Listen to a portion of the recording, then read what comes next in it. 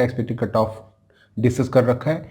अगर आप देखना चाहते हैं तो उसका लिंक इस वीडियो के डिस्क्रिप्शन बॉक्स में आपको मिल जाएगा, आप देख सकते हैं।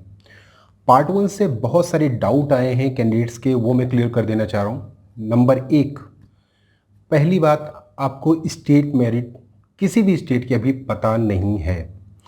आपके स्टेट के रिजर्व कैंडिडेट्स ने लाइक SC ST या फिर सब कैटेगरी वाले कैंडिडेट्स ने कितना अच्छा परफॉर्मेंस किया है, इसका भी कोई आइडिया नहीं है।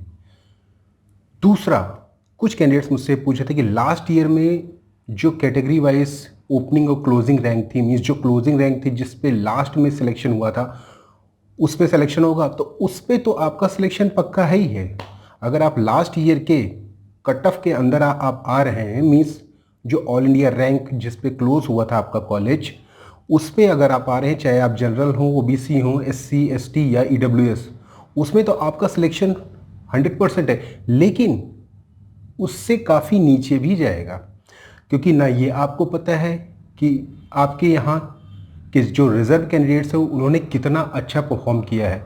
जैसे मैंने बताया कि 625 से 600 के बीच में 10,000 कैंडिडेट्स आ गए। इसी तरह से अगर ये गैप पीछे भी कहीं दिखता है, लाइक 455 या 440 के बीच में अगर 20,000 कैंडिडेट्स आ गए, क्योंकि ये आइडिया मुझे नहीं है कि किस तरह से रैंक का डिस्ट्रीब्यूशन हुआ है टोटल, वो आपको जब स्टेट मेरिट आएगी तभी क्लियर होगा कि आपकी स्टेट के कैंडिडेट्स ने कितना अच्छा परफॉर्मेंस किया है। ये केवल रफ डेटा है, लेकिन हाँ, जो जनरल और OBC के कैंडिडेट्स हैं उनका लगभग ये आइडिया हो सकता है।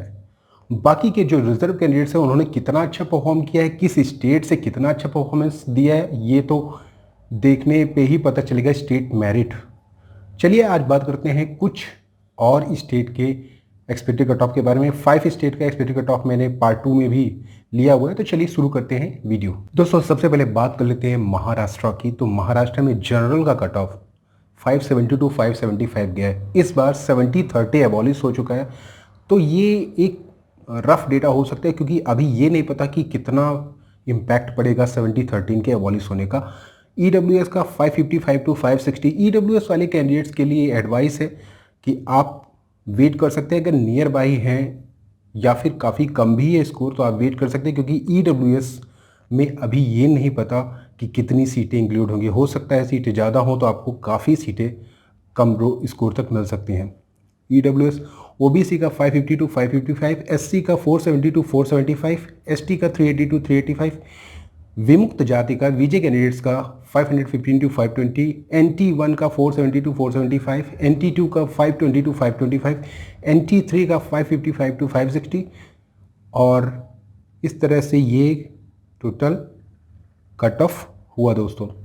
तो बेसिकली महाराष्ट्र का कुछ इस तरह से जा सकता है। अभी ये नहीं पता कि महाराष्ट्र के SC ST या NT1 NT2 कैंडिडेट्स ने कितना अच्छा परफॉर्मेंस दिया। ये जब मेरिट आएगी स्टेट तभी आपको पता चलेगा। हो सकता है इससे अच्छा परफॉर्म किया हो या हो सकता है इससे बिलो परफॉर्म किया हो, तो आपको इससे कम स्कोर पे भी सीटें मिल सकती हैं। खासकर रिजर्व कैंडिडेट्स की बात करूं, राजस्थान का अगर मैं बात करूं तो जनरल का 605 to 610 के करीब जा सकता है। अगर आप फर्स्ट राउंड की बात करेंगे तो राउंड 1 में हो सकता है 630 चला जाए, लाइक प्रीवियस ईयर हुआ था। लेकिन मॉपअप तक हो सकता है कि इतने स्कोर तक आपको सीटें मिल सकती हैं। एज पर प्रेडिक्शन हो सकता है इससे बढ़ भी सकता है, ये केवल एक अनुमान है। EWS का 600 to 605, OBC NCL का 600 to 605, MBC NCL का 585 to 590, SC का 480 to 485, ST का 470 to 475 और ST A कैटेगरी का 365 to 370। तो बेसिकली यहाँ तक आपको पेड सीटें मिल जाएंगी, मीन्स जो RUHS की पेड सीटें होती हैं वो आपको इस स्कोर तक मिल सकती हैं, इससे थोड़ा कम ज़्यादा हो सकता है। इसके बाद हम बात कर लेते हैं ओडिशा स्टेट की। लास्ट टाइम 535 के करीब गया था ओडिशा स्टेट का कट ऑफ, लेकिन इस बार इंक्रीज होगा। जनरली 575 to 580 के करीब हो सकता है। EWS का 570 to 575, EWS वाले कैंडिडेट्स वेट कर सकते हैं, क्योंकि अगर सीटें इंक्रीज हुई तो हो सकता है आपको लोअर मार्क्स पे भी मिल जाए। इसी तरह से SC कैंडिडेट का 470 to 475 या फिर इससे कम हो सकता है। ST का 340 to 345 के करीब हो सकता है। उड़ीसा में जनरल कैंडिडेट्स का 70% से ऊपर रिजर्वेशन है, बिकॉज उड़ीसा में OBC कैटेगरी नहीं होती है। गुजरात की बात करूँ तो गुजरात का जनरल का 560 टू 565, EWS का 585 टू 560, SE का 510 टू 515 या इससे ज़्यादा हो सकता है, SC का 440 टू 445 और ST का 300 टू 305 के करीब हो सकता है। अभी ये नहीं पता कि गुजरात के कैंडिडेट्स ने कितना अच्छा परफॉर्मेंस किया है, खासकर रिजर्व कैटेगरी के कैंडिडेट्स ने, वो स्टेट मेरिट आएगी तब पता चलेगा।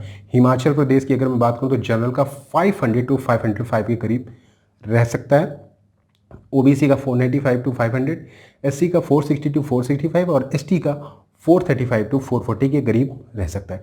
तो बेसिकली ये रफ डेटा है दोस्तों, खासकर जनरल और OBC वालों का तो लगभग मैच कर जाएगा, लेकिन अभी ये नहीं पता कि जैसे जैसे आप रैंक में नीचे जाएंगे या स्कोर में नीचे जाएंगे कितना ज़्यादा गैप आ जाता है दो स्कोर के बीच में। वो केवल आपकी स्टेट मेरिट बताएगी, या फिर जब all India quota MCC round होगा तभी आपको पता चलेगा। ये केवल रफ डेटा है, इसके बेस पे आप देख सकते हैं, कुछ आइडिया लगा सकते हैं। That's all, thanks, bye and take care.